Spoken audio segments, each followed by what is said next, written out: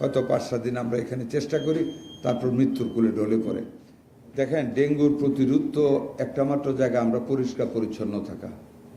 এরবারে ডেঙ্গুর তো প্রিভেন্টিভ কিছু নেই এখন পর্যন্ত, জেনুইনলি ডিপেন্ডেবল কোনো ভ্যাকসিনও এটা নেই এখন পর্যন্ত। তো ডেঙ্গুর জন্য আমরা প্রিপারেশন আছে, আমাদের হসপিটাল রেডি আছে। একটা চলছে এখন মিজেলস, এখনও এটা শেষ হয়নি, তবে আমরা আশা করি অনেকটা এর গতিটা আমরা রোধ করতে সক্ষম হয়েছি।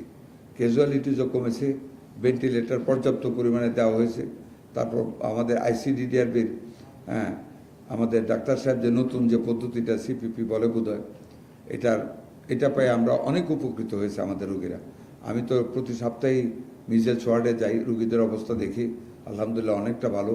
কিছু রুগী আছে মিজেলসের, আপনাদেরকে বলি, যেগুলি আমাদের গ্রামের লোকরা একেবারে নিউমোনিয়া যখন লাংটা মারাত্মকভাবে ক্ষতিগ্রস্ত হয়ে যায়, যেটা রিকাভারেবল না, এরকম নিয়ে আসে।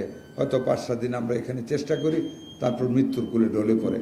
কাজে আমরা এটাও আপনারা জানাবেন, নিউজ করবেন এলাকাবাসীকে, মিজেলস দেখা দিলে সাথে সাথে যেন হসপিটালে নিয়ে আসে।